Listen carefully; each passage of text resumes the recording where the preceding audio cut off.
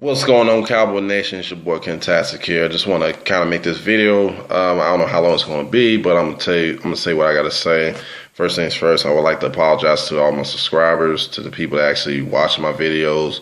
A lot of you know, but I had a death in the family, which was my grandfather. He passed away 2 weeks ago on Wednesday.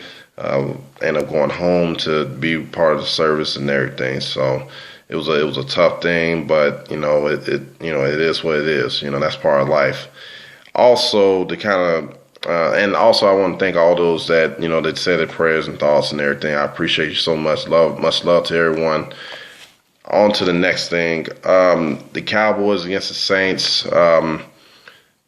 It was a lot of mental errors in the game where, I can go on and on and on about the game. Of course, we lost Dunbar for the year with a torn ACL, and Sean Lee had a concussion, but he was cleared today that he passed the NFL protocol, concussion protocol, which is basically they run some tests on you to see how quick you can respond to certain things and this and that, whatever. Excuse me, and et cetera, et cetera. So he was able to pass. The most important thing going to this game is that the fact that we got Greg Hardy. We have Rolando McClain. They're both coming back from suspensions. Now, McClain, I expect him, and I will say it in the camera, I expect him to really come up big for this defense, especially in the middle linebacker position, because the fact that we have been lacking going on the inside, and I'm sure that he can make the plays when it matters the most in that third of the field. Now, with Gregory being out, you got Hardy that's coming in. It was a big thing in the offseason where people was up here being critical to the Cowboys because they picked up a guy that was involved in a domestic violence incident in North Carolina. And what happened was the girl, actually it was a 911 call, and then next thing you know, from the neighbor, and then next thing you know, he ended up calling 911 and telling them that, his girl is acting crazy, this and that, whatever. And when they went to ask her some questions and this and that to cooperate, she didn't. But he was put on probation, and he was never convicted. So let that go. Let it go. The NFL tried to do whatever they can to try to find something on this man, and they couldn't really find anything on him other than the fact that, it was a couple of this and that, whatever, which didn't really stick. So that's why they let it go. So the NFL, of course, they suspended him for the first 10 games of the season. He appealed it, and it got knocked down to 4.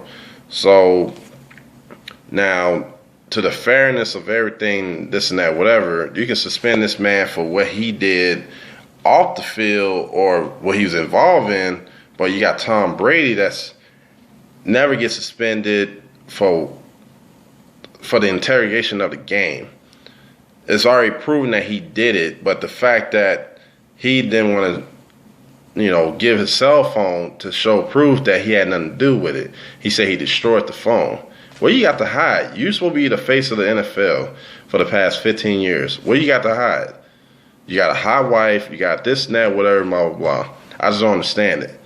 But nothing happens to him. But Greg Hardy, something that they basically just said it was nothing that, and not only that, the girl didn't cooperate. And also the fact that when this whole situation happened, it was before they came out with the new updated version of the NFL Code of Conduct policy. You know what I'm saying? So, hypocritical, yes. Let's talk about Floyd Mayweather. Everybody loves. He's a woman beater. You got Hope Solo, the goalie of the USA soccer team. She beats her mom and her husband, but she played in the World Cup. You got, you got a bunch of others. You go on and on and on. But Greg Hardy, it's like everybody trying to make a big splash example on this man. I'm not going to sit here and say, if he was with another team, I would have done the same thing. I just feel that all fairness should be equal. If y'all going to give those people that I just mentioned a second shot at doing things. But I guess because it's the Cowboys, it's a different story. They get a crap on the in a, whatever on the car or something, whatever. But I just really feel that a lot of people, especially Katie Nolan, y'all know who I'm talking about. She's this whatever chick on Fox, whatever the heck she is, was up here getting mad at the fact that he used guns a-blazing, and the fact that that Tom Brady's wife is so hot and hope that her friends will be there and this and that, whatever. Basically, all he was basically doing was like, here's the thing. You gotta understand, this man hadn't played football in like nearly 2 years. Well, he only played one game last year before getting put on the exemption list, the commission exempt list. You got to understand is this guy got so much emotion going into this season now, and it's been building up for so long, he's ready to get back out there. So, of course, he's going to say a couple things.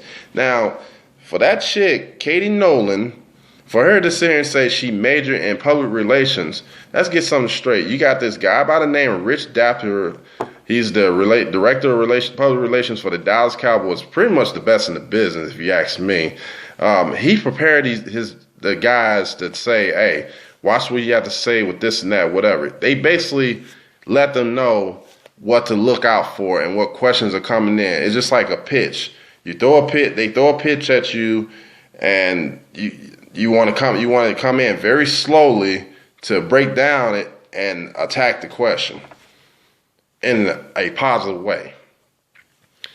I didn't think the comments that he made was that, it wasn't absurd. I just think a lot of people making a big fuss because it's because of the whole situation that happened last year, which he wasn't convicted. It don't make no sense. So people need to just like grow a pair and just realize that, this he's gonna play. He's gonna play. So if you got anything to say about the whole Greg Hardy situation, let me know. Put it at the bottom of the screen. Also, give me your thoughts on the game Sunday. What do you think that the Cowboys have to do in order to come out with a victory? What can happen to the Cowboys end up to lose this game? And also, just say hello or something, whatever. I like to, say hello to all the subscribers out there that follows me and this and that, whatever. It doesn't matter what fan you are or whatever, or you can be a bystander. I appreciate it. And just let me know what you think, and be clean. And that's all I got. I hope y'all have a great one, a great weekend, Columbus Day weekend. Shout out to the whole Cowboy Nation, YouTube Nation, everyone. This is your boy Kentastic. Go Cowboys. I'm out.